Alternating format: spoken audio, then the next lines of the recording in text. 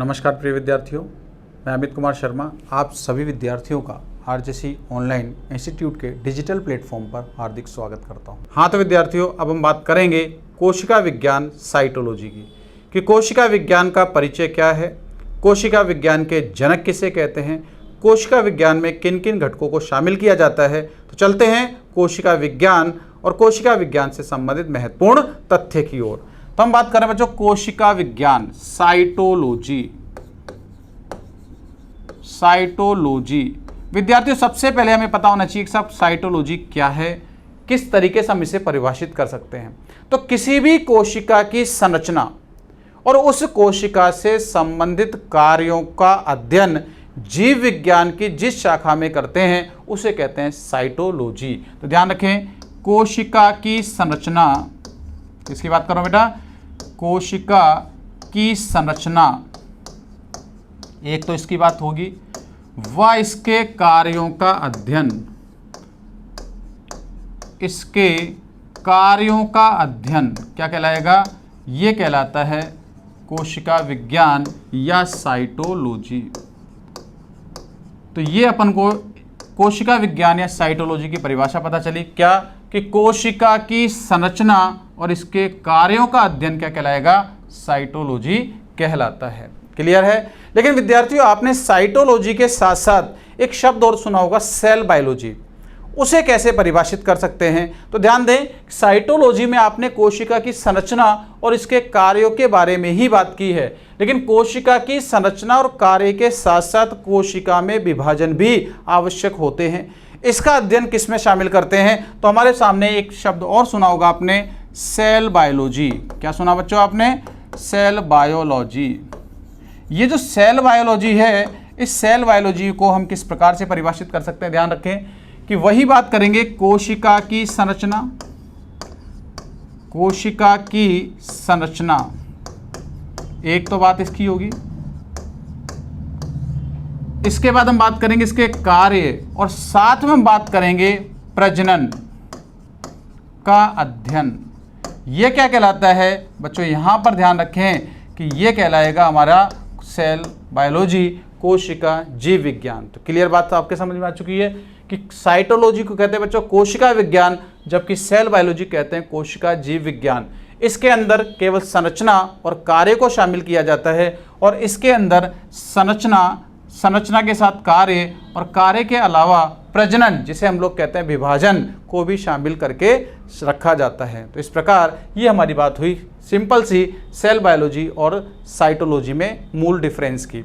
अब बच्चों हम बात करें कि इस शाखा पर सबसे पहले अध्ययन किस वैज्ञानिक के द्वारा किया गया, और जिस वैज्ञानिक के द्वारा सबसे पहले अध्ययन किया गया उसे हम लोग कहते हैं इसके जनक। तो हम बात करते हैं फादर ऑफ साइटोलॉजी या साइटोलॉजी के जनक। साइटोलॉजी के जनक कौन कहलाते हैं? तो ध्यान रखें, साइटोलॉजी के जनक आपने सुना होगा रॉबर्ट हुक कहलाते हैं। कौन कहलाएंगे बच्चों? Robert Hooke. Robert Hooke father of cytology कहलाते हैं। अगली बात करें, एक वैज्ञानिक और आपने सुने होंगे, डॉक्टर सीपी स्वानसन। इन्हें किस नाम से जाना जाता है? इन्हें कहते हैं साइटोलॉजी के आधुनिक जनक। साइटोलॉजी के आधुनिक जनक। ये जो आधुनिक जनक है, मॉडर्न फादर हैं, ये कौन है? तो आपको याद रखना है, इन्हें कहते हैं डॉक्टर सीपी स्वानसन। सीपी स्वानसन। ये जो डॉक्टर सीपी स्वानसन है, फादर ऑफ मॉडर्न साइटोलॉजी के नाम से जाने जाते हैं। विद्यार्थी यहीं रुकें। अब आपको याद रखना है कि भारत देश भी एक बहुत ही बड़ा देश है, यहाँ पर भी बहुत अच्छी अच्छी प्रतिभाएं हुई हैं। तो क्या किसी भी भारतीय वैज्ञानिक के द्वारा इस कोशिका विज्ञान पे अध्ययन आरंभ नहीं किया गया? किया गया है। और जिस वैज्ञानिक ने सबसे पहले भारत में इसका अध्ययन आरंभ किया उसे हम लोग कहते हैं भारतीय जनक, अर्थात इंडियन फादर। इसका मतलब कोशिका विज्ञान के भारतीय जनक हैं, बिल्कुल हैं, जो हमारे पेपर के लिए इंपॉर्टेंट भी होंगे। तो ध्यान रखें, साइटोलॉजी के भारतीय जनक कौन कहलाते हैं? तो इसके भारतीय जनक के रूप में आपको याद रखना है और वो वैज्ञानिक कौन होंगे? Doctor A K Sharma. Doctor A K Sharma. बच्चों ध्यान रखें कि डॉक्टर अरुण कुमार शर्मा क्या कहलाते हैं? फादर ऑफ इंडियन साइटोलॉजी के नाम से जाने जाते हैं। तो इस प्रकार मैंने आपसे बात की कि साइटोलॉजी क्या है, तो कोशिका की संरचना और कार्यों का अध्ययन जिस शाखा में किया जाता है उसे साइटोलॉजी। फिर हम बात करते हैं सेल बायोलॉजी, कोशिका की संरचना, कार्य तथा प्रजनन से संबंधित अध्ययन सेल बायोलॉजी के अंतर्गत शामिल किया जाता है। Father of cytology Robert Hooke कहलाते हैं। Father of modern cytology doctor CP Swanson कहलाएंगे और father of Indian cytology doctor A K Sharma अर्थात अरुण कुमार शर्मा के नाम से जाने जाते हैं। तो इस प्रकार विद्यार्थियों हमने जो बात की ये हमने बात की साइटोलॉजी और उससे संबंधित कुछ विशेष वैज्ञानिकों की। अब हम बात करेंगे कि साइटोलॉजी में जो हम बात करेंगे कोशिका की, जिसे हम लोग सजीव के शरीर की आधारभूत इकाई के नाम से भी जानते हैं। तो विद्यार्थियों अब हम बात करेंगे कोशिका पर कि सब कोशिका क्या है, अर्थात सेल के बारे में छोटी सी बात करेंगे कि कोशिका को किस प्रकार से परिभाषित किया जा सकता है, कोशिका की खोज सबसे पहले किस वैज्ञानिक के द्वारा की गई और कोशिका से संबंधित बहुत छोटे छोटे महत्वपूर्ण तथ्यों पर हम बात करेंगे। तो हमारे पास अब जो बिंदु आएगा उसे हम लोग कहेंगे कोशिका या सेल। किसकी बात कर रहा हूं बच्चा? कोशिका या सेल। ये जो सेल है, सेल क्या है, कैसे परिभाषित करें इसे?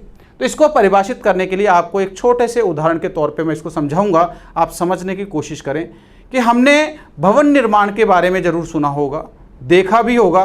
तो जब हम भवन निर्माण की बात करते हैं, अपने घरों का निर्माण हम लोग करवाते हैं, तो आपने देखा होगा कि भवन निर्माण के समय छोटे छोटे बहुत सारे घटक आपस में उपयोग में लिए जाते हैं, जिनमें से सबसे बड़ी भूमिका किसकी होती है? ईंटों की होती है। तो आपने देखा होगा कि भवन निर्माण के समय छोटी छोटी ईंटें आपस में व्यवस्थित करके दीवार का निर्माण किया जाता है और छोटी छोटी दीवारें आपस में जुड़कर क्या करती हैं? संपूर्ण भवन का निर्माण करती हैं। उसी प्रकार से सजीव के शरीर के संगठन में छोटी छोटी कोशिकाएं आपस में मिलकर सबसे पहले उत्तक का निर्माण करती हैं। किसका निर्माण करती है? उत्तक का। और ये जो उत्तक अर्थात टिश्यू बना, टिश्यू आपस में मिलकर अंगों का निर्माण करते हैं, ऑर्गन फॉर्मेशन होता है, और अंग आपस में मिलकर तंत्र का निर्माण करते हैं, जिसे सिस्टम फॉर्मेशन के नाम से जाना जाता है। तो इस प्रकार कोशिका से टिश्यू बनता है, टिश्यू से ऑर्गन बनेंगे और ऑर्गन से क्या बनता है? सिस्टम बनता है। तो सजीव के शरीर का संगठन बच्चों किसने किया? सजीव के शरीर का संगठन कोशिका के द्वारा किया जाता है। इसलिए कोशिका को क्या कहते हैं? सजीव के शरीर की संरचनात्मक इकाई कहा जाता है। ठीक इसके बाद हमारे शरीर में कई सारे तंत्र काम करते हैं और उन तंत्रों के द्वारा भी हमारे शरीर में जो विभिन्न प्रकार की उपापचय क्रियाएं संपन्न होती हैं। तो आप बताएं, उन तंत्र के द्वारा विभिन्न प्रकार की क्रियाएं हुई, तो ये क्रियाएं भी किसके कारण संपन्न हुई? कोशिका के द्वारा हुई। इसलिए कोशिका को उस सजीव के शरीर की क्रियात्मक इकाई या फंक्शनल यूनिट भी कह सकते हैं। तो जरा हम इसकी परिभाषा के बारे में बात करें, डिफाइन कैसे कर सकते हैं। तो ध्यान रखें, क्या कहना चाहता हूं कि शरीर की संरचनात्मक तथा क्रियात्मक इकाई, संरचनात्मक तथा क्रियात्मक इकाई क्या कहलाती है? ये कहलाती है कोशिका। इस प्रकार बच्चों हमने बात की, तो सेल क्या है? Cell is a structural and functional unit of living organism. तो ये हमको इसकी परिभाषा याद रखनी है। तो विद्यार्थी, सबसे पहले कोशिका को किस वैज्ञानिक ने खोजा? अब हम इसके थोड़ी सी हिस्ट्री पर चलते हैं। तो सबसे पहले कोशिका को जिस वैज्ञानिक ने खोजा उसे कहते हैं रॉबर्ट हुक। तो हम बात करते हैं खोजकर्ता, डिस्कवर्ड बाई। खोजकर्ता कौन है बच्चों? तो ध्यान दें, सबसे पहले इसको खोजा था रॉबर्ट हुक ने, रॉबर्ट हुक। अब बच्चों हम बात करें, जो रॉबर्ट हुक ने सबसे पहले खोजा, जितना इंपॉर्टेंट ये नाम है उतना ही इंपॉर्टेंट वो सन है जब कोशिका को खोजा गया था इन 1665 में। विद्यार्थी, रॉबर्ट हुक ने कोशिका कहां से खोजी? तो ध्यान दें कि रॉबर्ट हुक ने सबसे पहले बॉटल कॉर्क, जो बोतल थी, बोतल का जो ढक्कन था, जो उसके अंदर क्या है, मृत पादप कोशिका की क्या होता था, सील लगी होती है, उसे कहते हैं बॉटल कॉर्क। इन्होंने बॉटल कॉर्क की क्या की, एक लंबवत काट काटी और काट काट के अध्ययन किया। अब ध्यान दे, इन्होंने क्या देखा, इन्होंने उस कॉर्क कोशिका को जब देखा तो पता चला वो कॉर्क कोशिका भीतर से छोटे छोटे कोष्ठों में बटी थी, जिस प्रकार से मधुमक्खी के छत्ते में छोटे छोटे आपको ये कोष्ठ दिखाई दे सकते हैं। अर्थात इन्होंने देखा कि कोशिका भीतर से छोटे छोटे कोष्ठों में बटी होती है और इसी छोटे छोटे कोष्ठों को इस वैज्ञानिक के द्वारा सेलुली शब्द कहकर पुकारा गया। क्या कहा गया, सेल्यूली। ठीक है, अब सेलुली इन्होंने कहा। अब ध्यान देखना कि आपसे प्रश्न पूछ लिया जाए कि सब कोशिका के लिए सेलुली शब्द किसके द्वारा दिया गया, रॉबर्ट हुक के द्वारा।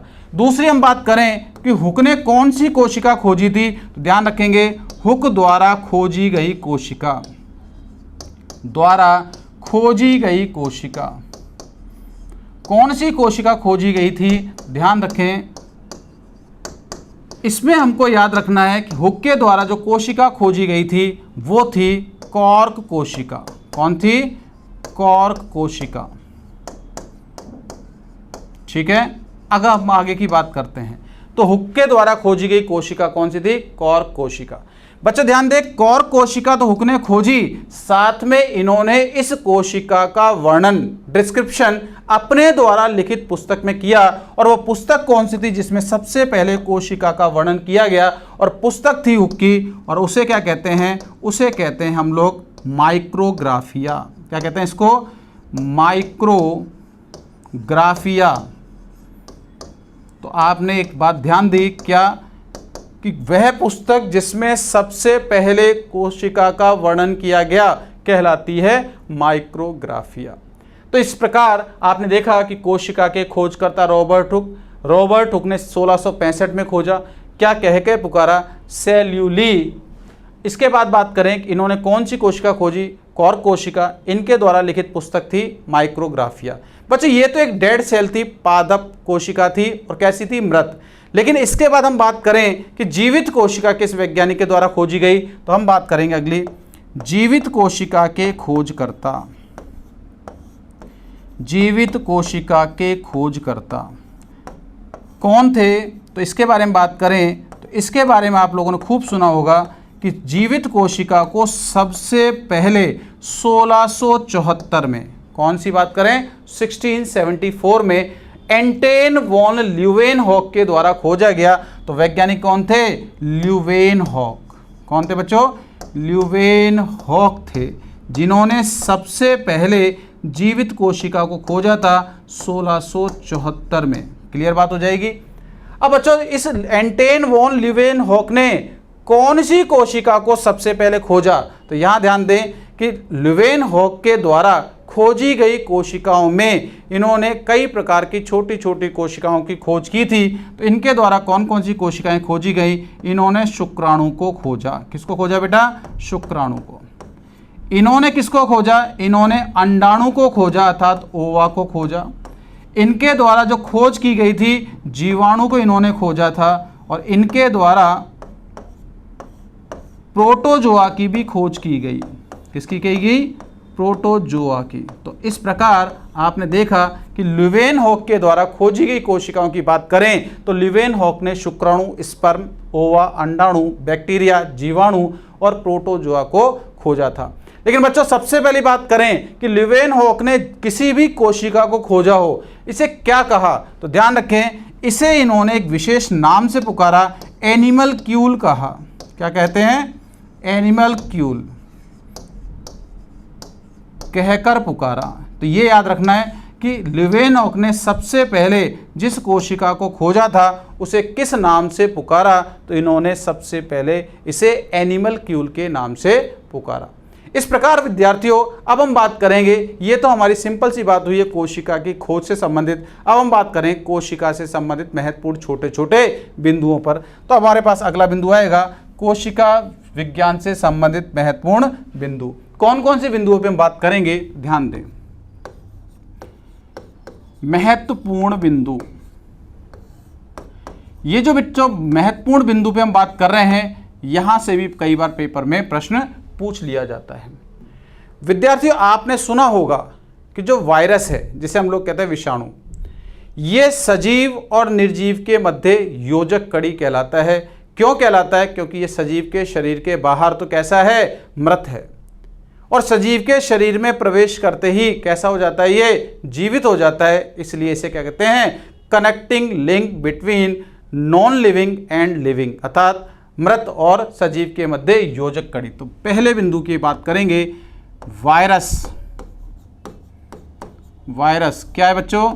सजीव व निर्जीव के मध्य, क्या कहना चाह रहा हूं, सजीव व निर्जीव के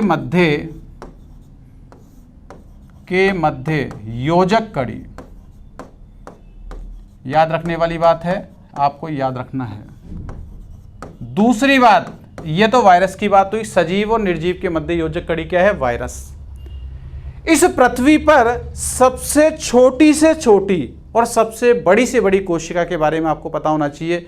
तो मैं कह सकता हूं क्या, कि सबसे छोटी कोशिका, स्मॉलेस्ट सेल की बात करें तो सबसे छोटी कोशिका।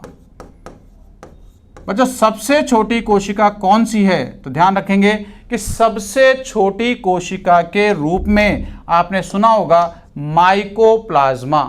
क्या है बच्चों? माइकोप्लाज्मा, जिसे पादप जगत के जोकर भी कहते हैं, जोकर ऑफ प्लांट किंगडम, क्योंकि इसमें सेल वॉल नहीं होती। तो मैं बात कर रहा हूं माइकोप्लाज्मा। और बच्चों ध्यान रखें, आपने नाम सुना कि माइकोप्लाज्मा के साथ में इसकी जाति भी याद होनी चाहिए, लैडलेवी। क्या कहते हैं बच्चों उसको? लैडलेवी। तो आपको पूरा याद नाम होना चाहिए, माइकोप्लाज्मा लैडलेवी सबसे छोटी कोशिका के नाम से जानी जाती है। और इसका जो आमाप होता है, इसका आमाप 0.1 से 0.3 माइक्रोमीटर होता है। क्लियर बात हो जाएगी। तो सबसे छोटी कोशिका माइकोप्लाज्मा लैडलेवी कहलाती है, जिसे हम लोग एक नाम से और जानते हैं बच्चों, इसे हम लोग PPLO भी कहते हैं। क्या कहते हैं इसको? PPLO, अर्थात प्लूरो निमोनिया लाइक ऑर्गेनिज्म के नाम से भी इसे जाना जाता है। इसके बाद हम बच्चों बात करेंगे सबसे बड़ी कोशिका। किसकी बात कर रहे हैं हम लोग? सबसे बड़ी कोशिका। सबसे बड़ी कोशिका किसे कहा जाता है? ध्यान रखें, आपने सुना होगा कि इस पृथ्वी पर सबसे बड़ा पक्षी शुतुरमुर्ग कहलाता है। क्या कहलाता है बेटा? ऑस्ट्रिच या शुतुरमुर्ग कहलाता है। और शुतुरमुर्ग का जो अंडा है, ओवा है, यही इस पृथ्वी की सबसे बड़ी कोशिका के नाम से जाना जाता है। तो मैं लिख देता हूं यहां पे शुतुरमुर्ग। शुतुरमुर्ग का अंडा, अर्थात एग ऑफ ऑस्ट्रिच। बच्चों, शुतुरमुर्ग का अंडा है सबसे बड़ी कोशिका, तो इसका आमाप भी पता होना चाहिए। इसका आमाप कितना होता है? 170 mm इंटू में 150 mm, अर्थात इसकी लंबाई 170 मिलीमीटर और चौड़ाई 150 मिलीमीटर की होती है। ये तो बच्चों सबसे छोटी और सबसे बड़ी कोशिका की बात हुई। अब आपको यहाँ पर ध्यान होना चाहिए कि कुछ कोशिकाएं ऐसी भी हैं, इनके अलावा भी, कि जो मानव शरीर की बात करेंगे या किसी अन्य ने कहे कि घटक की बात करें तो वहाँ पर भी चल सकते हैं। तो हम बात करते हैं जंतु जगत की। जंतु जगत, हम बच्चों बात कर रहे हैं मानव की सबसे लंबी कोशिका। सबसे लंबी कोशिका। अब बच्चों ध्यान दें, इस जगत की सबसे लंबी कोशिका किसे कहा जाता है? तो ध्यान रखेंगे, इसमें सबसे लंबी कोशिका के रूप में तंत्रिका कोशिका या न्यूरॉन को माना गया है। क्या कहलाएगी बच्चों? तंत्रिका कोशिका। तंत्रिका कोशिका। और बच्चों इस तंत्रिका कोशिका को एक नाम से और जानते हैं, इसे हम लोग कहते हैं न्यूरॉन। क्या कहते हैं इसको? न्यूरॉन। लगभग इसकी लंबाई कितनी होती है? 90 सेंटीमीटर तक ये लंबा हो सकता है। इसके बाद हम बच्चों बात करेंगे कि पादप जगत की सबसे छोटी कोशिका। सबसे छोटी कोशिका। अब ध्यान दें कि पादप जगत की सबसे छोटी कोशिका किसे कहा जाता है? तो आप लोग ध्यान रखेंगे इसे कहते हैं स्क्लेरिड। क्या कहते हैं बच्चों इसको? स्क्लेरिड। ये स्क्लेरिड देखी है क्या आपने? नहीं देखी तो अब आप समझने की कोशिश करें। नाशपाती तो आप लोगों ने खाई होगी। जब नाशपाती को हम लोग खाते हैं तो नाशपाती के गूदे में छोटी छोटी सी अपन को क्या कंक्रीट या कणिकाएं दिखाई देती हैं, और वही क्या कहलाती है? स्क्लेरिड, जिसे smallest cell of plant kingdom के नाम से जाना जाता है। इसी बात हम बात करें कि पादप जगत की सबसे लंबी कोशिका, पादप जगत की सबसे लंबी कोशिका, सबसे लंबी कोशिका। अब बच्चों ध्यान रखें कि कौन सी कोशिका पादप जगत की सबसे लंबी कोशिका कहलाएगी? लॉन्गेस्ट सेल के नाम से जानी जाएगी। तो इस पादप जगत या प्लांट किंगडम की सबसे लंबी कोशिका रेशा कहलाती बेटा। क्या कहलाती है? रेशा, जिसे हम लोग कहते हैं फाइबर। क्या कहते हैं इसको? फाइबर कहते हैं। और यही याद रखना कि पूरे पादप जगत में बोहेमेरिया का जो रेशा होता है सबसे लंबा होता है, जिसकी लंबाई 55 सेंटीमीटर तक पाई जाती है। तो मैं यहां लिख देता हूं आपको बोहेमेरिया, बोहेमेरिया का रेशा कितना होगा बेटा? इसकी लंबाई 55 सेंटीमीटर तक होती है। ठीक है, तो ये बच्चों बात हुई पादप जगत की सबसे छोटी कोशिका और ये पादप जगत की सबसे लंबी कोशिका। इसके बाद हम बच्चों बात करेंगे, अब हमारे सामने बात आएगी, अगर कोशिका जीवित है तो पक्की बात है कि उस कोशिका में केंद्रक का होना जरूरी है। अगर केंद्रक नहीं है तो इसका मतलब कोशिका मृत होगी। लेकिन इस पृथ्वी पर कुछ कोशिकाएं ऐसी भी होती हैं जिनमें केंद्रक नहीं होने के पश्चात भी ये जीवितपना को दर्शाती हैं। तो कौन कौन सी बातें आएंगी तो ध्यान रखें कि केंद्रक रहित जीवित कोशिका कौन सी होंगी। तो ध्यान रखें, केंद्रक रहित जीवित कोशिका, केंद्रक रहित न्यूक्लियस लैक लिविंग सेल्स की बात करें तो जीवित कोशिका। अब इसके अंतर्गत किसे शामिल किया जाएगा? तो इसके अंतर्गत ध्यान रखें दो कोशिकाओं को शामिल करेंगे। एक हम बात करेंगे पादप जगत की और एक बात करेंगे जंतु जगत की। तो पहली बात कर रहे हैं फ्लोएम की चालनी नलिका। क्या कहते हैं बच्चों? चालनी नलिका, जिसे कहते हैं हम लोग स्यू ट्यूब। और दूसरी बात करेंगे स्तनधारी की आरबीसी अर्थात मैमेलियन आरबीसी, स्तनधारी की आरबीसी, रेड ब्लड सेल या कार्पसल्स, ये अपन को याद रखना है। इस प्रकार विद्यार्थियों हमने छोटी छोटी बातें की हैं जो महत्वपूर्ण बिंदुओं के अंतर्गत हैं। इसमें अपन को एक बात और याद रखनी है कि मानव शरीर की बात करें तो मानव शरीर में एक ऐसी जीवित कोशिका जो कभी विभाजन नहीं करती, और उसकी बात करें तो ध्यान रखें कौन सी है? तो ध्यान रखना शरीर की विभाजन ना करने वाली कोशिका, विभाजन ना करने वाली जीवित कोशिका कौन सी होगी? तो इसके बारे में बात करें, इसके बारे में अपन को याद रखना है, और वो कोशिका कहलाती है न्यूरॉन। क्या कहलाएगी बच्चों? न्यूरॉन। इस प्रकार हमने कोशिका विज्ञान से संबंधित बहुत छोटे छोटे बिंदुओं पर बात की है जो महत्वपूर्ण बिंदु के रूप में आपको पेपर में प्रश्न के रूप में दिखाई दे जाते हैं। तो अब हम बात करें बच्चों कोशिका की संरचना से संबंधित। तो कोशिका संरचना में किन किन को शामिल किया जाएगा? तो नेक्स्ट हमारा बिंदु आएगा कोशिका सिद्धांत, सेल थ्योरी। बहुत इंपॉर्टेंट है, ध्यान दें। कोशिका सिद्धांत, कोशिका सिद्धांत, इसे कहते हैं सेल थ्योरी। अब बच्चों यहां से अक्सर प्रश्न आता है, नीट में देख लें, आईसीआर में देखें, जेट में देखें, किसी भी कॉम्पिटिटिव एग्जाम्स में देखें, यहाँ से अच्छे अच्छे प्रश्न देखने को मिलते हैं। कोशिका सिद्धांत में पहला प्रश्न पूछा जाता है कि साहब किसने दिया। दूसरी बात करते हैं कि साहब कोशिका सिद्धांत के अंतर्गत किन किन बिंदुओं को शामिल किया गया था और इसके अपवाद कौन से होंगे। तो देखो बच्चों, कोशिका सिद्धांत की बात करें तो हम बात कर रहे हैं प्रस्तुतकर्ता, प्रस्तुतकर्ता प्रपोज्ड बाय कौन थे? ध्यान देना, कोशिका सिद्धांत को दो वैज्ञानिकों ने खोजा था। दोनों वैज्ञानिक कहाँ के थे?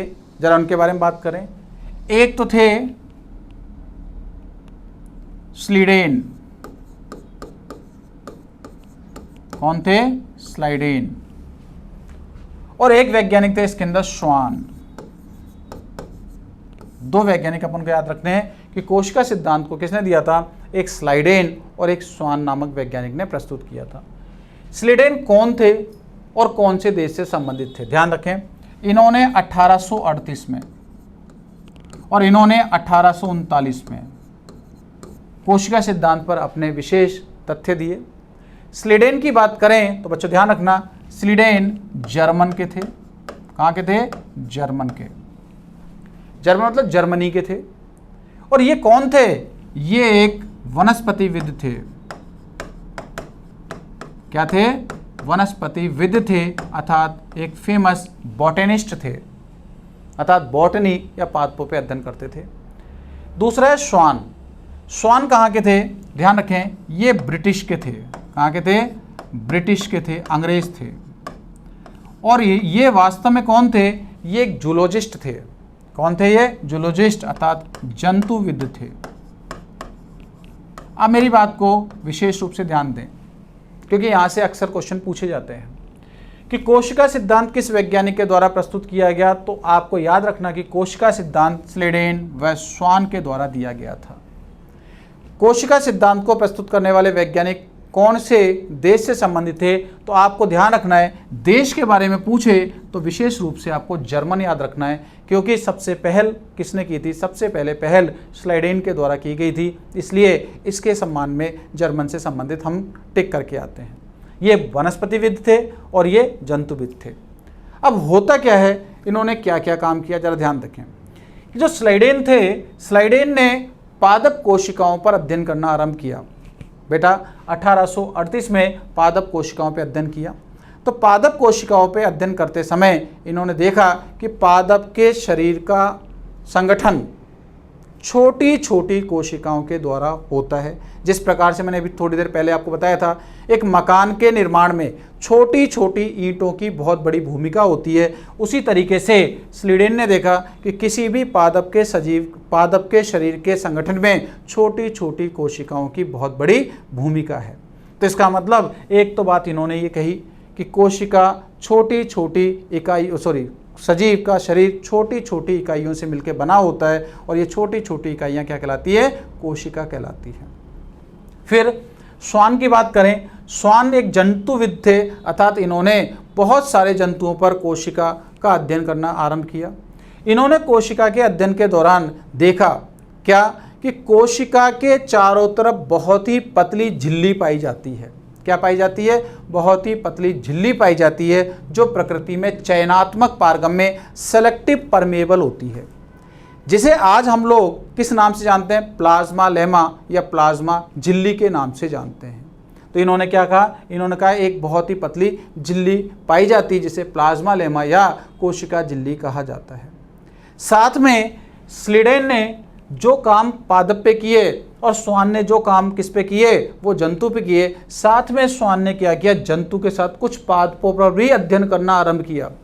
तो जब इन्होंने पादपों पर अध्ययन करना आरंभ किया तो इन्होंने एक चीज़ और देखी कि पादप कोशिका में कोशिका झिल्ली प्लाज्मा लेमा के अलावा बाहर की तरफ एक मोटी स्तर और पाया जाता है, एक मोटा आवरण या कवरिंग पाई जाती है, जिसे क्या कहते हैं? कोशिका भित्ति कहते हैं, सेल वॉल कहते हैं। तो इन्होंने कहा कि कोशिका भित्ति का पाया जाना पादप कोशिका को जंतु कोशिका से क्या करता है? अलग करता है। ये बात तो बच्चों किसने बताई? ये बात तो ने क्या है कि इस स्लीडेन और श्वान ने बताई। 1838 में स्लीडेन ने जो बात कही, वही बात इन्होंने ने क्या श्वान ने 1839 में न कही। और जब दोनों ने एक ही प्लेटफॉर्म पे अपने निष्कर्ष दिए तो निष्कर्ष देखने के बाद पता चला कि दोनों निष्कर्ष समान हैं, जिसे एक कॉमन वे में जाना गया, जिसे हम कहते हैं सेल थ्योरी या कोशिका सिद्धांत। इस सिद्धांत के अनुसार दोनों के निष्कर्ष क्या थे? कि दोनों के निष्कर्ष ये आए कि कोशिका सजीव के शरीर की संरचना और क्रिया से संबंधित विशेष प्रकार की इकाई है, इसलिए इसे सजीव के शरीर की संरचनात्मक तथा क्रियात्मक इकाई के नाम से जाना जाता है, अर्थात structural and functional unit of living organism कहते हैं। ये बात तो किसने कही थी? ये स्लीडेन और श्वान ने कही। इसके बाद अब यहाँ पर इन्होंने जो बातें कही कोशिका सिद्धांत के अंतर्गत, इन्होंने केवल कोशिका की दो बातों पर विशेष रूप से फोकस किया, कोशिका की संरचना और कोशिका के कार्य। किसकी बात की बेटा इन्होंने? कोशिका की संरचना और कोशिका के कार्य पे चर्चा की। लेकिन कोशिका विज्ञान अर्थात कोशिका जीव विज्ञान जिसे कहते हैं सेल बायोलॉजी के अंतर्गत मैंने अभी आपको बताया था कि कोशिका जीव विज्ञान के अंतर्गत मैंने अभी आपको थोड़ी देर पहले बताया कि इसमें क्या होता है, इसमें संरचना के साथ कार्य और कार्य के साथ विभाजन का भी विशेष योगदान है। तो जो मैं बात कहना चाह रहा हूं कि यहां संरचना और कार्य के बारे में तो किसने बताया? संरचना और कार्य के बारे में तो बता दिया था किसने? स्लीडेन और स्वान ने। लेकिन विभाजन जिसे कहते हैं रिप्रोडक्शन के बारे में इनके द्वारा किसी प्रकार से कोई भी सूचना नहीं दी गई। इसको फिर आगे चलकर एक वैज्ञानिक आए और वैज्ञानिक का नाम आपको ध्यान होना चाहिए, रुडोल्फ विर्चो। क्या कहते हैं? Rudolf Virchow. रुडोल्फ विर्चो ने विशेष प्रकार का कथन दिया। तो ध्यान दें, यहां पे मैं बात कर रहा हूं किसकी? Rudolf Virchow. Rudolf Virchow. Rudolf Virchow ने क्या कहा? इन्होंने ये कहा कि कोशिका का निर्माण, जो नई कोशिका बनती है, नई कोशिका का निर्माण पुरानी कोशिका में विभाजन के द्वारा होता है। तो इन्होंने क्या किया? एक स्टेटमेंट दिया। स्टेटमेंट क्या था? ओमनी सेलुला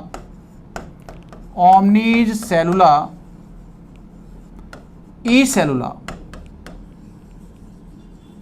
इन्होंने एक स्टेटमेंट दिया, ओमनी सेलुला ई सेलुला। इस स्टेटमेंट को ध्यान दें, क्या कहता है? ओमनी सेलुला ई सेलुला का मतलब है कि नई कोशिकाएं पुरानी कोशिका के विभाजन के द्वारा बनती हैं। तो देखो क्या कह रहे हैं कि नई कोशिका जो है, न्यू सेल्स, किससे उत्पन्न होती है? पुरानी कोशिका से। पुरानी कोशिका से, ये ध्यान रखेंगे अपन लोग, निर्मित होती है। तो आपके सामने यहां एक नई बात और आ गई, क्या? कि कोशिका सिद्धांत जो स्लीडेन और स्वान देते हैं उसी के साथ साथ रुडोल्फ विर्चो ने भी इसमें संशोधन किया। इसलिए इसे एक नए नाम से जाना जाता है, आधुनिक कोशिका सिद्धांत या मॉडर्न सेल थ्योरी कह सकते हैं। तो याद रखें, कोशिका सिद्धांत के प्रस्तुतकर्ता कौन हो गए? स्लीडेन और स्वान।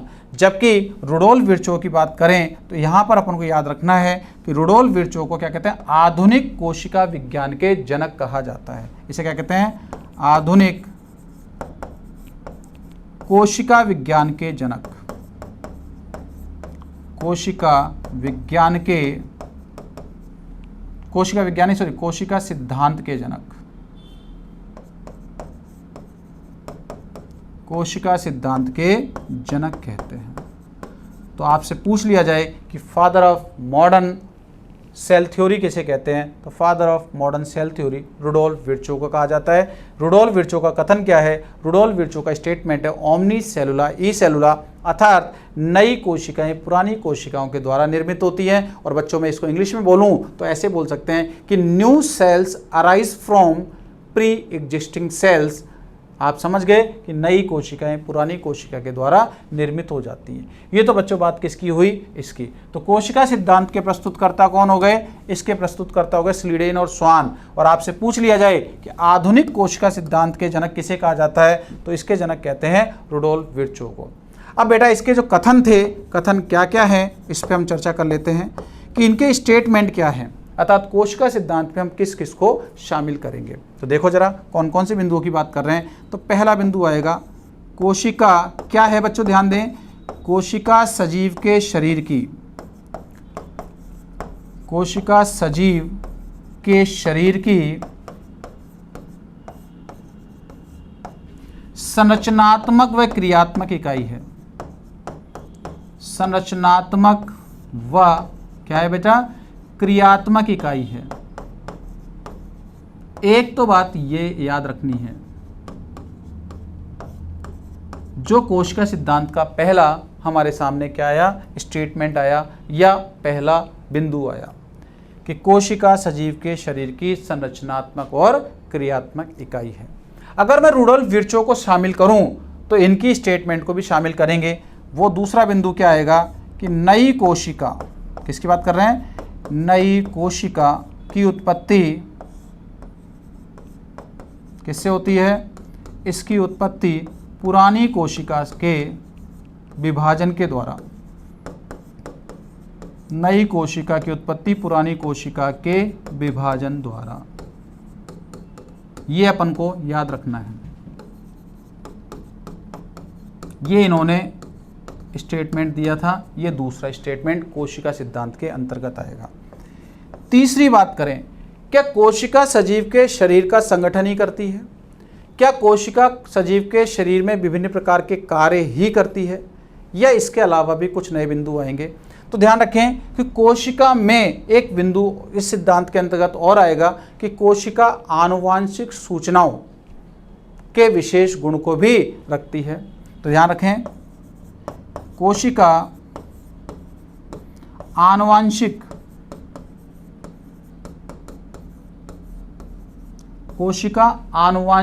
यहां पर विशेष बात आ रही है, कोशिका आनुवांशिक गुण से भी संबंधित है। एक बात यह भी याद रखनी है, संबंधित होती है। यह भी कोशिका सिद्धांत के अंतर्गत एक विशेष प्रकार का बिंदु आया है। दूसरी बात यह कहता है, तीसरी बात होने के बाद चौथी बात और आएगी यहां पे, क्या कि एक पीढ़ी से दूसरी पीढ़ी में जो सातत्य होता है, कंटिन्यूटी होती है, वो एक पीढ़ी से दूसरी पीढ़ी में कंटिन्यूटी कोशिका के द्वारा पाई जाती है। तो मैं कह सकता हूं क्या कि एक पीढ़ी से दूसरी पीढ़ी में, किसकी बात कर रहा हूं? एक पीढ़ी से दूसरी पीढ़ी में सातत्य का साधन कोशिका कहलाती है। क्या कहलाती है? कोशिका कहलाती है। तो बच्चों, इन्होंने कुछ विशेष बिंदु दिए थे कोशिका सिद्धांत के अंतर्गत। वो क्या है कि कोशिका सजीव के शरीर की संरचनात्मक व क्रियात्मक इकाई है। यह विशेष बात याद रखनी है। नई कोशिका की उत्पत्ति पुरानी कोशिका के विभाजन के द्वारा होती है, इस बात को याद रखेंगे। कोशिका आनुवांशिक गुण से भी संबंधित होती है, अर्थात आनुवांशिक सूचनाओं को भी धारण करके रखती है। एक पीढ़ी से दूसरी पीढ़ी में सातत्य अर्थात कंटिन्यूटी के लिए भी कोशिका की उपस्थिति होना अनिवार्य है। तो बच्चों, ये बात तो हमारे कोशिका सिद्धांत से संबंधित है। अब यहाँ से हमारे लिए कुछ क्वेश्चन पूछे जाते हैं। अब आपसे प्रश्न कैसे कैसे पूछे जाते हैं, मैं आपसे बात कर रहा हूँ। कोशिका सिद्धांत किस वैज्ञानिक के द्वारा प्रस्तुत किया गया? तो दोनों नाम आएंगे, स्लीडेन और स्वान। तो आंसर क्या आएगा? स्लीडेन तथा स्वान के द्वारा। आधुनिक कोशिका सिद्धांत किस वैज्ञानिक के द्वारा प्रस्तुत किया गया? तो आधुनिक कोशिका सिद्धांत रुडोल्फ विर्चो के द्वारा प्रस्तुत किया गया। ओमनी सेलुला ई सेलुला कथन किसके द्वारा? रुडोल्फ विर्चो के द्वारा। या ओमनी सेलुला ई सेलुला कथन का अर्थ है तो नई कोशिका की उत्पत्ति पुरानी कोशिका के विभाजन के द्वारा होती है। ये बात भी आपको यहाँ से याद रखनी है। अब बच्चों, यहाँ पे कई बार प्रश्न ऐसे आता है, थोड़ा सा लीक से हटकर प्रश्न आता है कि पादप कोशिका के लिए कोशिका सिद्धांत किस वैज्ञानिक ने प्रस्तुत किया? किसकी बात कर रहा हूँ? पादप कोशिका के लिए कोशिका सिद्धांत। तो बच्चों ध्यान देना कि पादप कोशिका पर सबसे पहले अध्ययन किसने किया था? स्लीडेन ने किया था। इसलिए स्लीडेन की बात करें तो पादप कोशिका के लिए कोशिका सिद्धांत किसने दिया था? स्लीडेन ने। तो आपसे अगर पादप की बात करें तब तो आएगा केवल स्लीडेन की। और आपसे पूछ लिया जंतु कोशिका के लिए कोशिका सिद्धांत किस वैज्ञानिक ने प्रस्तुत किया? तो जंतु कोशिका की बात आए तो जंतु कोशिका के लिए हमारे पास में याद रखना है क्या? स्वान। और ओवरऑल पूछ ले कि कोशिका सिद्धांत किसने दिया? तो स्लीडेन और स्वान दोनों की बात करेंगे। ये तो बात बच्चों किसकी हुई? कोशिका के कोशिका सिद्धांत की बात हुई। अब हम चर्चा करेंगे कि कोशिका सिद्धांत के अपवाद। किसकी बात करेंगे? कोशिका सिद्धांत के अपवाद। ध्यान दें, कोशिका सिद्धांत का अपवाद। सिद्धांत का अपवाद यह भी पूछा जाता है कि कोशिका सिद्धांत का अपवाद क्या है? किस वैज्ञानिक कोशिका सिद्धांत के अपवाद में किस शब्द को शामिल किया जाता है? तो इसका एक ही अपवाद है, वायरस। क्या है? वायरस। वायरस जिसे हम लोग कहते हैं क्या? विषाणु। वायरस विषाणु कोशिका सिद्धांत का अपवाद कहलाता है। ऐसा क्यों कहते हैं? जरा सुने। कि किसी भी कोशिका की बात करें तो किसी भी कोशिका सिद्धांत के अंतर्गत ये कहा गया कि कोशिका का एक निश्चित प्रारूप होता है। कोशिका के चारों तरफ निश्चित विशेष प्रकार की आवरण पाया जाता है। कोशिका में निश्चित विशेष रूप से उसका आधारीय पदार्थ होता है। कोशिका में पाए जाने वाले विशेष प्रकार के आनुवांशिक संगठन की बात करें तो किसी भी कोशिका में आनुवांशिक संगठन के रूप में डीएनए और आरएनए दोनों का होना जरूरी है। कोशिका में विभाजन की क्षमता का होना भी जरूरी है। तो यहाँ बात करते हैं वायरस। तो बच्चों ध्यान दें कि वायरस क्या है। वायरस एक छोटा सा डीएनए या आरएनए का टुकड़ा है। इसके चारों तरफ किसी प्रकार का कोई विशेष आवरण नहीं पाया जाता। इसके चारों तरफ किसी विशेष प्रकार का आवरण ना होने के साथ साथ इसमें विशेष प्रकार के कोशिकीय संगठन नहीं होते। ये शरीर के बाहर निर्जीव के रूप में पड़ा रहता है और शरीर के भीतर जाने के बाद सजीव हो जाता है। इसलिए इस वायरस को सजीव व निर्जीव के मध्य योजक कड़ी, connecting link between living and non living के बीच में कहा जाता है, ना कि इसे कोशिका का एक वास्तविक प्रारूप माना जाता है। तो आपको याद रखना है कोशिका सिद्धांत का अपवाद क्या है, वायरस। ठीक है, ये बच्चों हमारी बात किसकी हुई, ये बात हमारी कोशिका से संबंधित कोशिका सिद्धांत की। अब हम बात करेंगे कोशिका विज्ञान की मापनीय इकाई। किसकी बात करेंगे, अगला हमारा जो हेडिंग आएगा वो है कोशिका विज्ञान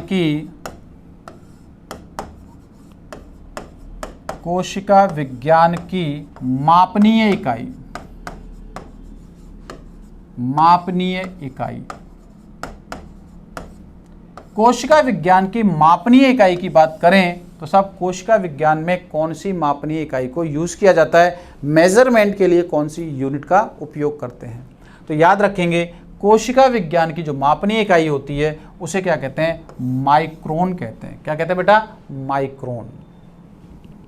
ये क्या है, माइक्रोन है। इसी माइक्रोन को हम लोग बेटा और क्या कह सकते हैं, माइक्रोमीटर भी कहते हैं। क्या कहते हैं इसको, माइक्रोमीटर। इसे माइक्रोमीटर भी कहा जाता है। और इसकी वैल्यू भी याद रखनी है आप लोगों को। इसकी वैल्यू क्या होती है, 10⁻⁻6 मीटर। कितनी होती है, 10⁻⁻6 मीटर। तो आपको याद रखना है कि कोशिका विज्ञान की मापनीय इकाई क्या है, तो कोशिका विज्ञान की मापनीय इकाई माइक्रोन, माइक्रोमीटर या 10⁻⁻6 मीटर होती है। यहाँ से एक बहुत अच्छा प्रश्न आता है। यहाँ से जो बहुत अच्छा प्रश्न आता है, क्या आता है, मैं आपके सामने क्वेश्चन को फ्रेम कर देता हूँ। क्वेश्चन ऐसे आता है, ध्यान रखें बच्चों, एक माइक्रोन, किसकी बात कर रहा हूँ, एक माइक्रोन समतुल्य है। एक माइक्रोन समतुल्य है। क्वेश्चन आया है, आ चुका है, ये आईसीआर में आया हुआ है, मेडिकल के नीट के और पेपर में आ चुका है। ऑप्शन सुनना, ऑप्शन संख्या है ए, बी, सी और डी। एक माइक्रोन किसके समतुल्य है। एक माइक्रोन की बात करें तो जरा ध्यान देना, 10⁻³ मिलीमीटर, 10⁻³ मिलीमीटर, 10⁻6 मिलीमीटर, 10⁻9 मिलीमीटर और 10⁻12 मिलीमीटर। किसकी बात कर रहे हैं हम लोग, 10⁻6, 10⁻9, 10⁻12, इनके ऊपर हम लोग चर्चा कर रहे हैं। लेकिन यहाँ पर ध्यान रखें, पहले में देखो 10⁻³ ऐसे मैं कर देता हूँ। इसमें क्या है, ये जितनी भी यूनिट हैं किस में है, माइनस में। तो आपसे कह रहा है कि एक माइक्रोन किसके समतुल्य है, 10⁻³ मिलीमीटर के, 10⁻6 मिलीमीटर के, 10⁻9 मिलीमीटर के, 10⁻12 मिलीमीटर के। अब कैसे हम लोग इसको हल करें, तो ध्यान देना, आपको यहां पर ये यूनिट किस में दे रखी है, मीटर में। किस में दे रखी है, मीटर में। इधर भी क्या आ रहा है बच्चों, मीटर आ रहा कि नहीं आ रहा। तो हम क्या करेंगे, इस मिलीमीटर को मीटर में कन्वर्ट कर देंगे। इस मिलीमीटर को काय में कन्वर्ट कर देंगे, हम इस मिलीमीटर को कर देंगे मीटर में कन्वर्ट। देखो कैसे करते हैं। हमने जो बात की कुछ इस तरीके से कर रहे हैं, 10⁻³ तो था ही, इसको तो मैंने ऐसे ही रहने दिया। ये मीटर था, इस मीटर को मैंने मीटर के रूप में रख दिया। मिली का मतलब क्या होता है, 10⁻³ मिली का मतलब क्या होता है, 10⁻³ है, तो मिली की जगह पर मैंने क्या किया, 10⁻³ रख दिया। दूसरे वाले में देखें 10⁻6, तो 10⁻6 मिली को हटाएंगे तो मिली की जगह क्या लगाएंगे, 10 की घात -3। और बेटा मीटर तो हमारे पास पहले से ही है। 10 की घात -9 मिलीमीटर में देखें तो इसके अंदर हम मिलीमीटर को मीटर में कन्वर्ट करेंगे तो 10 की घात -9 इंटू में मिली इंटू में मीटर, ठीक है। और वही मिली की जगह पर हम लोग क्या रख रहे हैं, -3। 10 की घात -12 की देखें तो 10 की घात -12 इंटू में मिली, मिली का मतलब -3 और मीटर। अब बच्चों ध्यान देना कि आपको गुणा भाग तो करना आता ही होगा। माइनस माइनस क्या हो जाते हैं प्लस, लेकिन साइन किसका रहता है, माइनस का। इसको मैं ओवरऑल देखूं तो ये क्या हो जाएगा, 10 की घात -6 मीटर। क्या हो जाएगा, क्योंकि देखो माइनस माइनस क्या हो जाएगा, प्लस, माइनस माइनस प्लस हो गया तो 3 और 3 कितने हो गए, 6, लेकिन साइन किसका रहेगा, माइनस का। तो क्या आ गया, 10 की घात -6 मीटर। दूसरे वाले में देखें कि -6 -3 कितने हो जाएंगे, -9, तो 10 की घात -9 मीटर। इसके बाद हम अगला देखें, अगले वाले में देखें -9 और -3 ये कितने हो जाएंगे, 10 की घात -12, तो 10 की घात -12 मीटर। इसके बाद हम आगे चलें, -12 और -3 कितने हो जाते हैं, -15। कितना होगा बेटा, -15, तो 10 की घात -15 मीटर। अब आप लोग समझदार हैं, यहां पर प्रश्न क्या पूछा, 1 माइक्रोन किसके समतुल्य है। बेटा 1 माइक्रोन का मतलब समझते हो, 10 की घात -6 मीटर। चेक कर लो कि 10 की घात -6 कहाँ आ रहा है, 10 की घात -6 आ रहा है क्या, नहीं आ रहा है क्या, नहीं आ रहा है क्या, नहीं आ रहा है क्या, हाँ 10 की घात -6 यहाँ दिखाई दे रहा है। और ये किससे संबंधित है, ये 10 की घात -3 मिलीमीटर से। तो इसका मतलब 1 माइक्रोन 10 की घात -3 मिलीमीटर के समतुल्य होता है। ऐसे प्रश्न भी अपन को पूछे जाते हैं। जरूरी नहीं यहाँ पर आपको मिलीमीटर दे, यहाँ पर आपको नैनोमीटर दे सकता है, तो नैनो देता तो 10 की घात -9 से गुणा करते। यहाँ पर आपको पिकोमीटर दे सकता था, यहाँ पर आपको फेम्टोमीटर दे सकता है। तो ये कन्वर्जन आप सभी बच्चों को आना चाहिए। तो ये हमारे लिए क्या है, कोशिका विज्ञान की कुछ मापनीय इकाई की बात करें तो कोशिका विज्ञान की मापनीय इकाई माइक्रोन मानी जाती है, ठीक है। तो ये हमारा बिंदु इस मापनीय इकाई से संबंधित है। अब हम अगली चर्चा करते हैं, कोशिका विज्ञान में कुछ विशेष अभिरंजक। किसकी बात कर रहे हैं, अभिरंजक की। देखो हेडिंग डाल रहा हूं, कोशिका विज्ञान में उपयोगी जैविक अभिरंजक। जैविक अभिरंजक कौन कौन से अभिरंजक, या बायोटिक स्टेन की बात करें तो कौन कौन के से स्टेन को शामिल किया जाता है, इस पर हम लोग अब थोड़ी सी चर्चा करेंगे। यहाँ से भी अक्सर पेपर में प्रश्न देखने को मिल जाता है।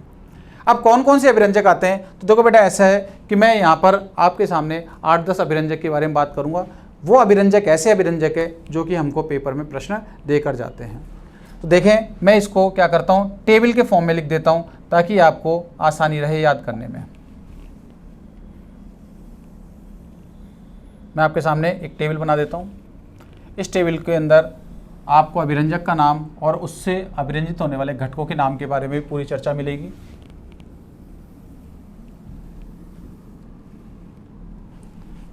अब देखो, मैं आपके सामने बात कर रहा हूं यहाँ पे अभिरंजक की बात। देखिए क्या कहना चाहता हूं, अभिरंजित कोशिकीय घटक। अभिरंजित कोशिकीय घटक कि किस घटक को किस अभिरंजक के द्वारा हम लोग अभिरंजित करेंगे। इधर बात कर रहा हूं जैविक अभिरंजक का नाम। क्या ये जैविक अभिरंजक का नाम। अब ये कौन सा जैविक अभिरंजक होगा, इसके बारे में बात करते हैं। अब हम बात कर रहे हैं कि कौन से घटक को हम किसके द्वारा अभिरंजित करते हैं। अब देखो जरा, पहले हम बात कर रहे हैं यहाँ पे केंद्रक की। किसकी बात करेंगे, केंद्रक की। न्यूक्लियस के बारे में बात करेंगे सब, न्यूक्लियस को स्टेन किस अभिरंजक के द्वारा किया जाता है। तो केंद्रक के अभिरंजन की बात करें तो केंद्रक का अभिरंजन हेमेटोजाइलिन के द्वारा, किससे करते हैं, हेमेटोजाइलिन के द्वारा करते हैं। तो ये एक इंपॉर्टेंट है कि कोशिका विज्ञान में या केंद्रक के अध्ययन के लिए केंद्रक को किस अभिरंजक से अभिरंजित करना उचित होगा? तो आंसर आएगा हेमेटोजाइलिन। दूसरी हम बात करते हैं डीएनए की। किसकी बात करते हैं? डीएनए की बात करें तो डीएनए का अभिरंजन किस अभिरंजक के द्वारा करना उचित होता है? तो डीएनए की बात करें तो डीएनए का अभिरंजन पैरारोजेलिन, किससे करते हैं? पैरारोजेलिन। बच्चों, पैरारोजेलिन एक ऐसा अभिरंजक होता है जिसके द्वारा डीएनए को अभिरंजित किया जाता है। पैरारोजेलिन के साथ साथ एक फ्लुंजन अभिकर्मक, किसकी बात करें? फ्लुंजन अभिकर्मक, इसके बारे में भी आपने सुना होगा कि डीएनए का अभिरंजन फ्लुंजन अभिरंजक के द्वारा भी किया जाता है। इसके बाद हम बात करेंगे बेटा आरएनए की। राइबोन्यूक्लिक एसिड की बात करें, आरएनए का अभिरंजन किससे करते हैं? टॉलिडीन ब्लू के द्वारा। किससे करते हैं? टॉलिडीन ब्लू के द्वारा करते हैं। यह अभिरंजक का नाम है टॉलिडीन ब्लू। इसके बाद हम बात करते हैं माइटोकॉन्ड्रिया। किसकी बात करें बेटा? माइटोकॉन्ड्रिया। माइटोकॉन्ड्रिया की बात करें तो माइटोकॉन्ड्रिया का अभिरंजन दो विशेष अभिरंजक से किया जाता है। एक होता है जेनस ग्रीन। क्या होता है? Janus green. इस जेनस ग्रीन के द्वारा इसका अभिरंजन करते हैं, और जेनस ग्रीन ना हो तो इसके जगह पे हम किसका यूज करते हैं? ऑरेंशिया येलो का। ऑरेंशिया येलो। तो ये अपन को याद रखना है कि माइटोकॉन्ड्रिया का अभिरंजन किससे किससे करते हैं? ऑरेंशिया येलो या जेनस ग्रीन के द्वारा किया जाता है। इसके बाद हम बात करते हैं गुणसूत्र की। तो गुणसूत्र कह लें या गुणसूत्र के साथ में हम लोग विशेष नाम कह सकते हैं। क्या? यहाँ पर हम बात करते हैं क्रोमेटिन धागे। किसकी बात करते हैं? क्रोमेटिन धागे। इन गुणसूत्र या क्रोमेटिन धागे की बात करें तो इसका अभिरंजन किससे करते हैं? एसीटोकार्मीन से। किससे करते हैं बेटा? एसीटोकार्मीन से। यह अभिरंजक का नाम हो जाएगा एसीटोकार्मीन। इसके बाद हम बात करें कोशिका की कोशिका भित्ति। किसकी बात कर रहे हैं? कोशिका भित्ति।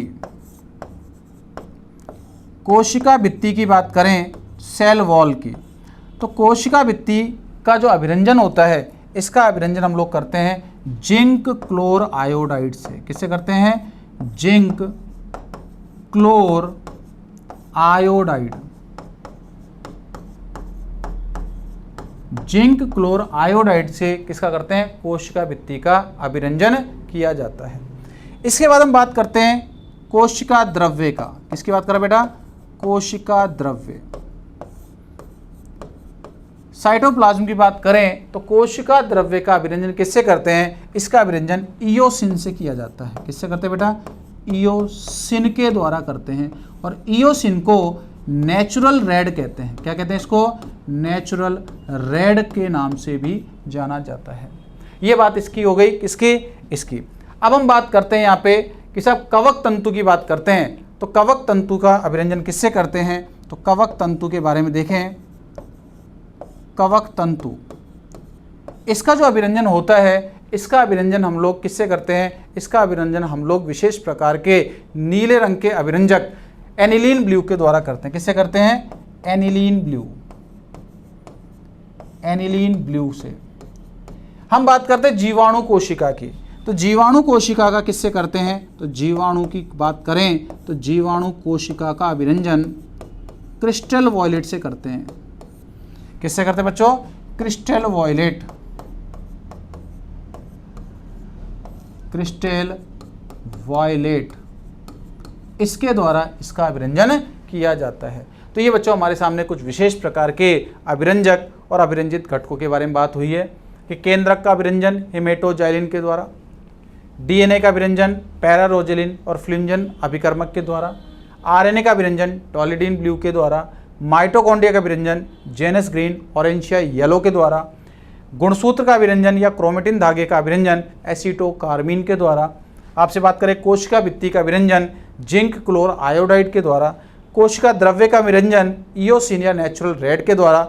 आपसे पूछे कवक तंतु का अभिरंजन एनिलीन ब्लू और जीवाणु कोशिका का विरंजन क्रिस्टल वॉयलेट के द्वारा किया जाता है। तो ये बच्चों हमारे क्या है, कुछ विशेष प्रकार के कोशिका विज्ञान में काम आने वाले अभिरंजक और उनसे अभिरंजित होने वाले कोशिकीय घटक हैं। अब हम बात करेंगे बेटा यहाँ पे आगे, अगला हमारा बिंदु होगा सूक्ष्मदर्शी विज्ञान की। तो हमारा जो अगला टॉपिक होगा वो है सूक्ष्मदर्शी विज्ञान। सूक्ष्मदर्शी विज्ञान बच्चों, इसको हम क्या कहते हैं, इसे हम लोग कहते हैं माइक्रोस्कोपी। क्या कहेंगे इसको, माइक्रोस्कोपी। क्या होता है माइक्रोस्कोपी, ध्यान दें, इसमें एक शब्द आ रहा है माइक्रोस्कोपी में। आपने देखा कि माइक्रो बताता है माइक्रोस्कोप को और स्कोपी बताता है देखने की क्रिया को। क्या कहना चाहता हूं कि किसी भी सूक्ष्मदर्शी की सहायता से, सूक्ष्मदर्शी क्या होता है कि ऐसा उपकरण जो कि बहुत ही छोटी सी छोटी वस्तु को बड़ा करके दिखा दे, वो क्या कहलाता है, सूक्ष्मदर्शी। तो कहना क्या चाह रहा हूँ, माइक्रोस्कोपी क्या है, तो सूक्ष्मदर्शी की सहायता से किसी भी अत्यंत सूक्ष्म वस्तु को बड़ा करके देखने की क्रिया माइक्रोस्कोपी कहलाती है। तो इसकी परिभाषा की बात करें तो क्या है परिभाषा, जरा ध्यान देना कि सूक्ष्मदर्शी की सहायता से, किसकी बात कर रहा हूँ, सूक्ष्मदर्शी अर्थात माइक्रोस्कोप की सहायता से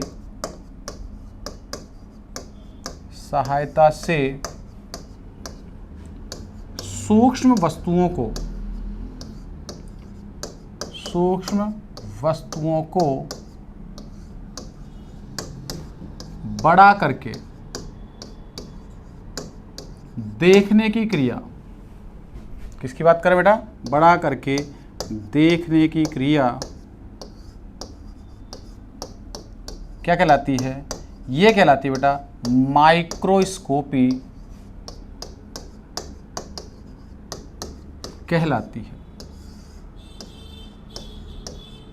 ये विशेष रूप से अपन को बात याद रखनी है कि माइक्रोस्कोपी क्या है कि किसी भी सूक्ष्मदर्शी की सहायता से अति सूक्ष्म वस्तु को बड़ा करके देख लेना, वो माइक्रोस्कोपी के नाम से जानी जाएगी।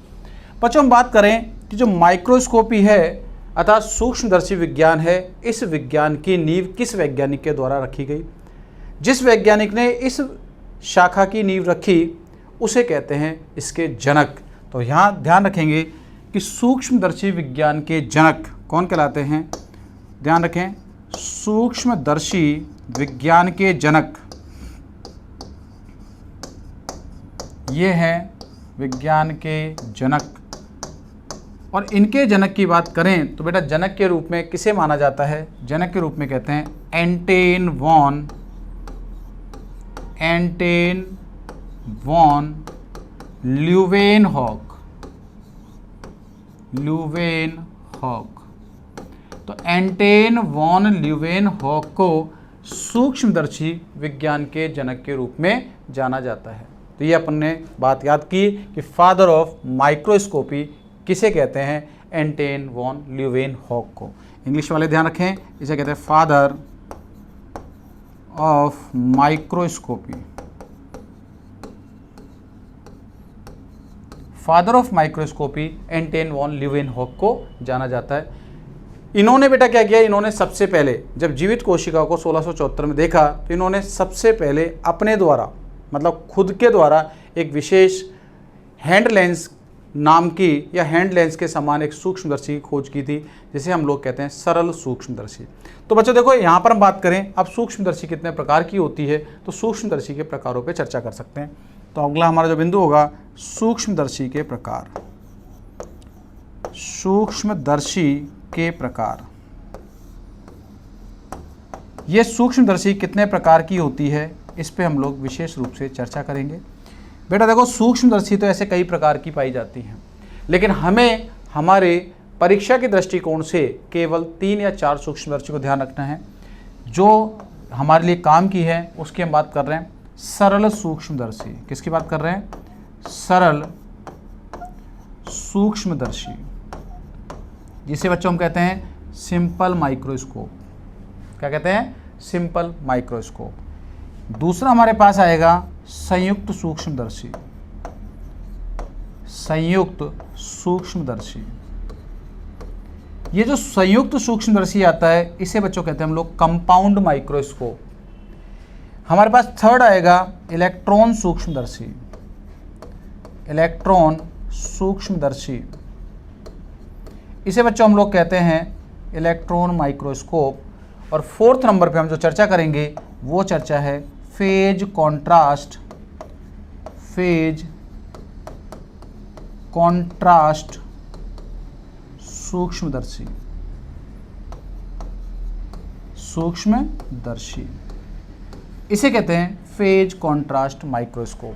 तो बच्चों आज मैं आपके सामने सूक्ष्मदर्शियों के बारे में जो क्लासिफिकेशन दे रहा हूँ उस सूक्ष्मदर्शी अर्थात माइक्रोस्कोप के क्लासिफिकेशन में हमें इन 4 माइक्रोस्कोप पर विशेष रूप से चर्चा करनी है। अब ये माइक्रोस्कोप कैसे कैसे हैं, इनकी क्या विशेषताएं होती हैं, इनको किस वैज्ञानिक के द्वारा खोजा गया, तो हम बात करते हैं पहली सूक्ष्मदर्शी नंबर 1 सरल सूक्ष्मदर्शी। सरल सूक्ष्मदर्शी, ध्यान रखें सरल सूक्ष्मदर्शी बेटा क्या कहते हैं, इसे कहते हैं सिंपल माइक्रोस्कोप। क्या कहेंगे, सिंपल माइक्रोस्कोप। सिंपल माइक्रोस्कोप में एक शब्द आ रहा है सिंपल अर्थात सरल का मतलब क्या है, ये एक ऐसा सूक्ष्मदर्शी था जिसमें केवल एक सिंगल लेंस का उपयोग किया गया था। आपने कभी देखा हो कि ज्योतिषी हाथ की लकीरों को देखने के लिए एक हैंड लेंस का उपयोग करता है। इसमें एक हैंडल लगा रहता है, आगे एक रिंग सी लगी रहती है और उस रिंग में क्या रहता है, उस रिंग के अंदर एक ग्लास लगा रहता है, इसे कहते हैं लेंस। और उस हैंड लेंस की सहायता से हम लोग इस तरीके से किसी भी वस्तु को देखने का कार्य करते हैं। तो इन्होंने भी क्या किया, ये जो सूक्ष्मदर्शी थी ये सूक्ष्मदर्शी ल्यूवेनहॉक के द्वारा बनाई गई थी और इन्होंने इसी सूक्ष्मदर्शी की सहायता से सबसे पहले जीवित कोशिका को खोजा था। तो जो बात कहना चाह रहा हूँ जरा ध्यान दें। इसकी बात करें तो पहली बात आएगी खोजकर्ता। खोजकर्ता, तो बच्चों ध्यान दें, इसको किसने खोजा था, इसको खोजा था एंटोन वॉन ल्यूवेनहॉक ने। एंटोन वॉन ल्यूवेनहॉक ने। ल्यूवेनहॉक ने। और बच्चों ये जो है कि एंटोन वॉन ल्यूवेनहॉक ने सरल सूक्ष्मदर्शी को खोजा था, ये वास्तव में क्या था, एक प्रकार का हैंड लेंस था। तो सरल सूक्ष्मदर्शी को हम क्या कह सकते हैं, हैंड लेंस भी कह सकते हैं। हैंड लेंस भी कहा जाता है इसको। इसकी जो विभेदन क्षमता थी, विभेदन क्षमता क्या होती है कि दो वस्तुओं को दूर दूर करके दिखाने की प्रवृत्ति, वो क्या कहलाती है, विभेदन क्षमता। इसे कहते हैं मैग्नीफाइंग पावर। और इसकी जो आवर्धन क्षमता, आवर्धन क्षमता होती है किसी भी छोटे सी चीज़ को बड़ा दिखाने की क्षमता, इसे कहते हैं आवर्धन क्षमता।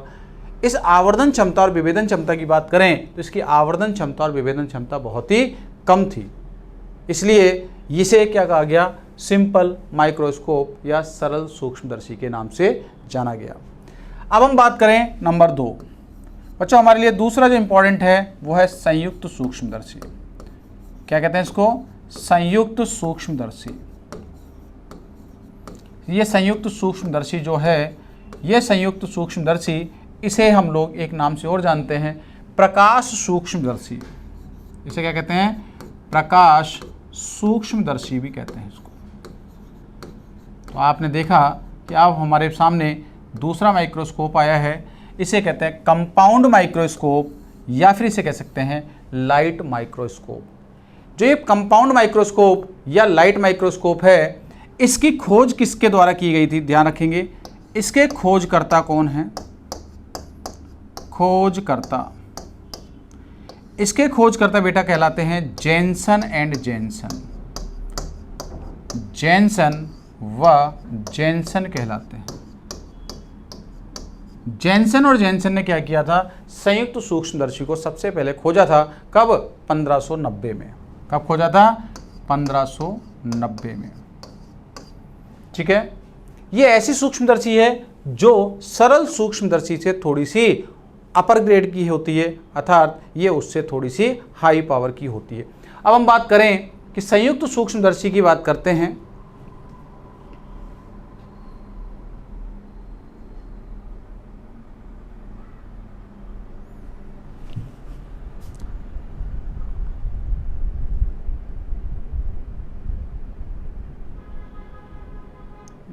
2000 गुना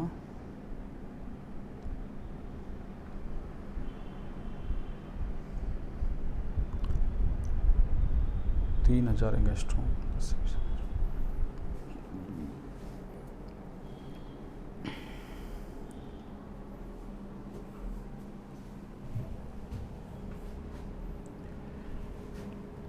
इसके खोजकर्ता कौन कहलाते हैं बच्चों? इसके खोजकर्ता कहलाते हैं जेनसन व जेनसन और जेनसन ने इस संयुक्त सूक्ष्मदर्शी या प्रकाश सूक्ष्मदर्शी को सबसे पहले 1590 के अंदर खोजा था। बच्चों बात करें हम इसकी आवर्धन क्षमता की, इसकी आवर्धन क्षमता, इसकी जो आवर्धन क्षमता है, इसकी आवर्धन क्षमता की बात करें तो इसकी आवर्धन क्षमता होती है 2000 गुना। कितनी होती है? 2000 गुना। अर्थात ये किसी भी वस्तु को छोटी सी वस्तु को 2000 गुना बड़ा करके दिखा सकती है। अब हम बात करें इसकी विभेदन क्षमता, इसकी जो बात कर रहे हैं विभेदन क्षमता, विभेदन क्षमता की बात करें तो इसकी बच्चों जो विभेदन क्षमता होती है, इसकी विभेदन क्षमता होती है 300 एंगस्ट्रॉम। कितना होता है बच्चों? 300 एंगस्ट्रॉम। अर्थात ये 300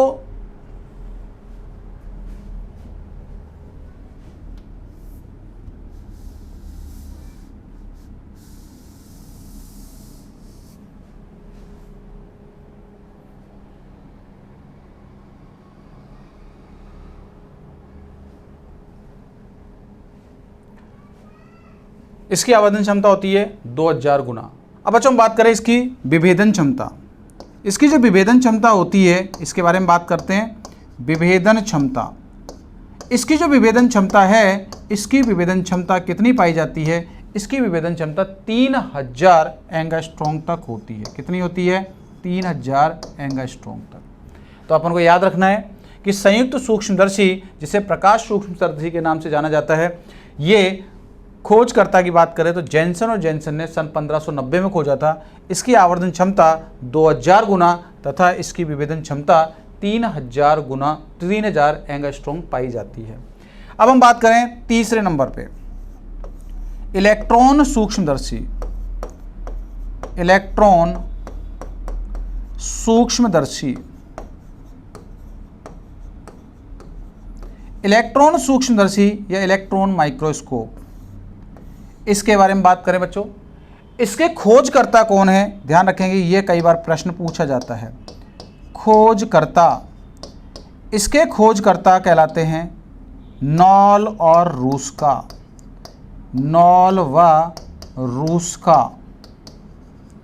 नॉल और रूस्का नामक वैज्ञानिक ने इलेक्ट्रॉन माइक्रोस्कोप अर्थात इलेक्ट्रॉन सूक्ष्मदर्शी को सबसे पहले खोजा था।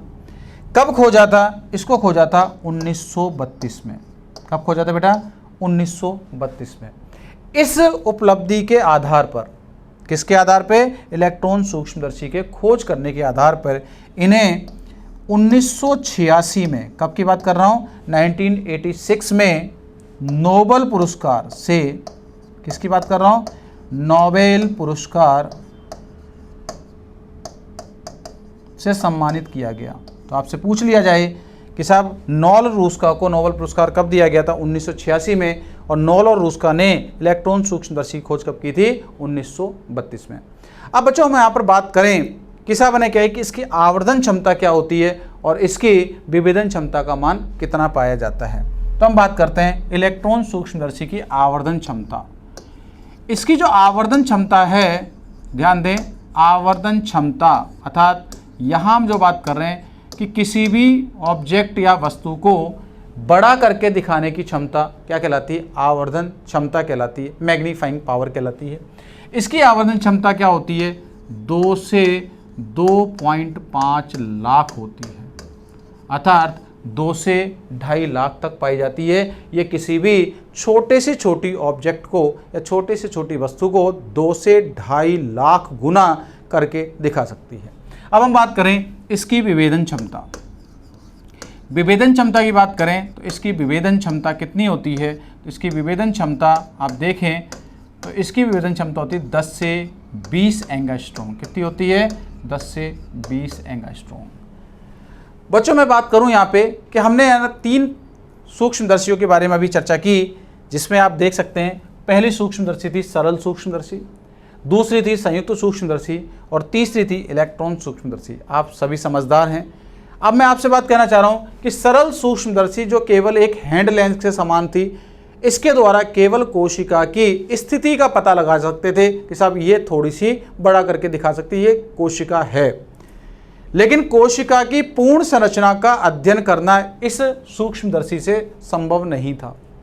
इसलिए चूंकि सरल सूक्ष्मदर्शी कोशिका की संरचना को समझाने के लिए पूर्ण रूप से, मतलब हम कह सकते हैं कि सरल सूक्ष्मदर्शी कोशिका की संरचना को समझाने के लिए पूर्ण रूप से उपयुक्त सूक्ष्मदर्शी नहीं थी, अर्थात ये इतनी पावरफुल नहीं थी। इस कारण से फिर संयुक्त सूक्ष्मदर्शी या प्रकाश सूक्ष्मदर्शी की खोज की गई, जिसके द्वारा कोशिका की संरचना को आसानी पूर्वक समझाया जा सकता था। लेकिन बच्चों यहाँ फिर एक बात आती है कि जब कोशिका की संरचना का अध्ययन संयुक्त सूक्ष्मदर्शी या प्रकाश सूक्ष्मदर्शी, जिसे कहते हैं कंपाउंड माइक्रोस्कोप या लाइट माइक्रोस्कोप के द्वारा संभव हुआ, तो फिर हमें इलेक्ट्रॉन सूक्ष्मदर्शी की आवश्यकता क्यों पड़ी? तो ध्यान दें बच्चों, इलेक्ट्रॉन सूक्ष्मदर्शी में इलेक्ट्रॉन बीम अर्थात इलेक्ट्रॉन के एक विशेष पुंज को प्रदीप्ति उत्पन्न करने के लिए उपयोग में लिया जाता है। इसलिए इसके द्वारा किसी भी जीवित कोशिका का अध्ययन संभव नहीं है। क्यों? क्योंकि इतनी ज़्यादा हीट जनरेट होती है कि कोशिका डिस्ट्रॉय हो जाती है, नष्ट हो जाती है। तो बच्चों ध्यान दें कि जब इसके द्वारा किसी भी जीवित कोशिका का अध्ययन नहीं किया जा सकता, तो फिर इसकी खोज की आवश्यकता क्यों पड़ी? तो ध्यान रखें बच्चों कि सामान्य अवस्था में किसी भी कोशिका के अध्ययन के लिए संयुक्त सूक्ष्मदर्शी परफेक्ट है, लेकिन फिर भी इलेक्ट्रॉन सूक्ष्मदर्शी की आवश्यकता क्यों पड़ रही है? तो ध्यान रखें कि एक कोशिका में सबसे छोटा अंगक होता है, ऑर्गेनेल होता है राइबोसोम। राइबोसोम का अध्ययन सामान्य अवस्था में संयुक्त सूक्ष्मदर्शी के द्वारा नहीं किया जा सकता। इसलिए राइबोसोम के अध्ययन के लिए अर्थात उसे देखने के लिए हमें इलेक्ट्रॉन सूक्ष्मदर्शी की खोज करनी पड़ी। तो आपसे पूछा जा सकता है कि इलेक्ट्रॉन सूक्ष्मदर्शी की खोज किसके अध्ययन के लिए की गई, या फिर इलेक्ट्रॉन सूक्ष्मदर्शी के द्वारा किसका अध्ययन संभव है? तो ध्यान रखना बच्चों, इलेक्ट्रॉन सूक्ष्मदर्शी के द्वारा राइबोसोम का अध्ययन किया जाता है। फिर आपसे प्रश्न पूछे कि साहब क्या जीवित कोशिका का अध्ययन इलेक्ट्रॉन सूक्ष्मदर्शी से करना उचित होगा? बिल्कुल नहीं। जीवित कोशिका के अध्ययन के लिए इलेक्ट्रॉन सूक्ष्मदर्शी की यहाँ पर कोई भी उपलब्धि या यहाँ पर कोई भी उपस्थिति अनिवार्य नहीं है। तो हम जो बात करना चाहते हैं, देखें हम यहाँ पे लिखेंगे छोटी सी बात, जरा ध्यान दे चलें। मैं दो बातें लिखूंगा यहाँ पे। पहली बात लिख रहा हूँ कि जीवित कोशिका का अध्ययन, किसकी बात कर रहा हूँ? जीवित कोशिका का अध्ययन, कोशिका का अध्ययन इलेक्ट्रॉन सूक्ष्मदर्शी, इलेक्ट्रॉन माइक्रोस्कोप या सूक्ष्मदर्शी से संभव नहीं है, से संभव नहीं है। तो बच्चों फिर ध्यान रखें क्या कि साहब इलेक्ट्रॉन सूक्ष्मदर्शी से क्या जीवित कोशिका का अध्ययन किया जाता है? बिल्कुल नहीं। फिर हम बात करेंगे दूसरी बात, इलेक्ट्रॉन सूक्ष्मदर्शी क्यों बनाया गया? तो ध्यान देना, इलेक्ट्रॉन सूक्ष्मदर्शी की खोज, सूक्ष्मदर्शी की खोज काहे के लिए की गई थी? राइबोसोम के अध्ययन के लिए, राइबोसोम के अध्ययन के लिए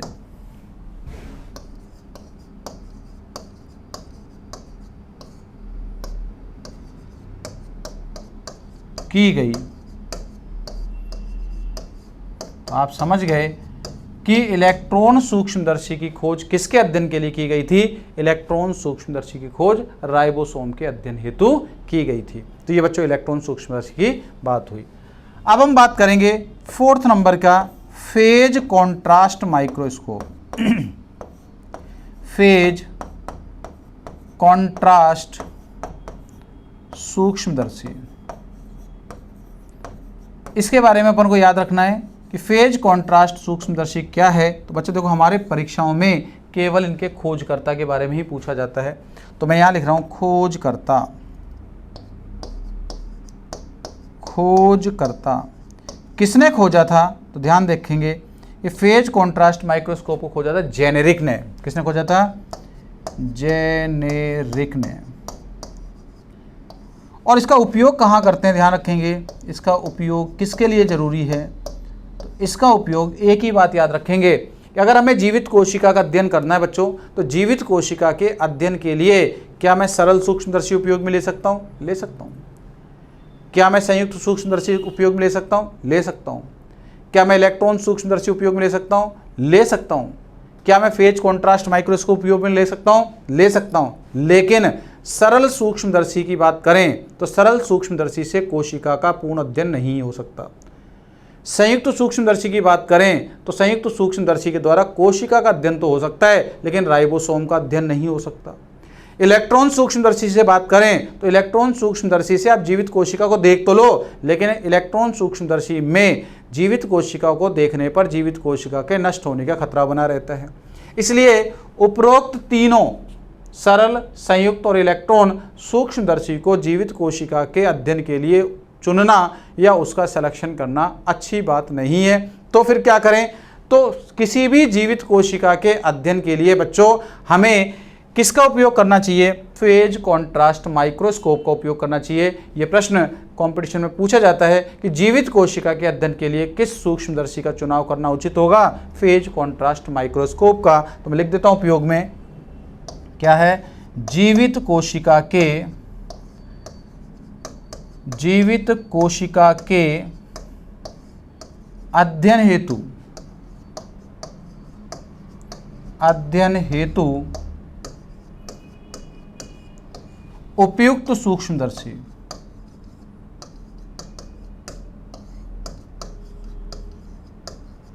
उपयुक्त सूक्ष्मदर्शी क्या है? फेज कॉन्ट्रास्ट माइक्रोस्कोप है। तो बच्चों ये हमारी बात किसकी हुई? माइक्रोस्कोपी या सूक्ष्मदर्शी विज्ञान की। तो सूक्ष्मदर्शी विज्ञान के बारे में मैंने आपको सारी बातें बताई। अब हम बात करेंगे कोशिकीय संगठन, और कोशिकीय संगठन के बाद बात करेंगे कोशिका की संरचना से। तब तक के लिए आप साथ में बने रहें। धन्यवाद।